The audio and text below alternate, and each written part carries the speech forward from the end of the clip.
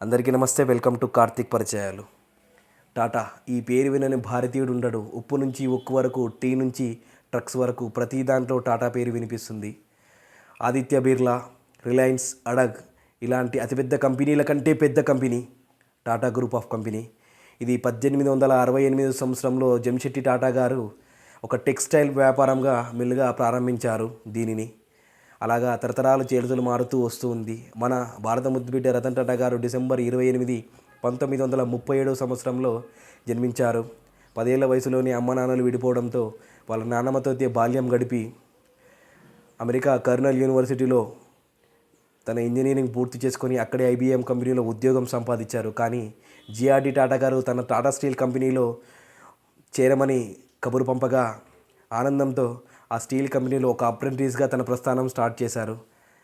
అలా ప్రస్థానం స్టార్ట్ చేసిన రతన్ టాటా గారు అతి కొద్ది కాలంలోనే 1991 సంవత్సరంలో టాటా గ్రూప్ ఆఫ్ చైర్మన్గా బాధ్యతలు స్వీకరించారు. స్వీకరించిన రోజే ఆ కంపెనీలో ఉన్న చాలామంది పెద్దవాళ్ళు ఎలాంటి అనుభవం లేని రతన్ టాటాకు ఇంత బాధ్యతలు ఇవ్వడం సబబు కాదని చెప్పారు. కానీ వాళ్ళ అభిప్రాయం తప్పని అతి కొద్ది కాలంలోనే 10,000 కోట్లున్న టాటా గ్రూప్ ఆఫ్ షేర్స్ని 23 లక్షల కోట్లుగా తీసుకొచ్చి పెట్టారు మన రతన్ టాటా గారు. అలా ఎన్నో పెద్ద పెద్ద కంపెనీలను టాటా గ్రూప్ ఆఫ్ కంపెనీలో విలీనం చేసుకున్నారు. ఇండియన్ ఎయిర్లైన్స్ కూడా టాటా వారిదే. 1998 సంవత్సరంలో టాటా ఇండికా అనే కార్ల కంపెనీ స్థాపించిన సంవత్సరంలో నష్టాల బాట పట్టింది. అది అక్కడున్న గ్రూప్లో ఉన్న వాళ్ళు దానిని అమ్మేయమని సలహా ఇవ్వగా ఫోర్డ్ కంపెనీ, అమెరికాలో ఉన్న ఫోర్డ్ కంపెనీకి కబురు పంపాడు తన ఇండికా కార్ల కంపెనీని అమ్మేయాలని.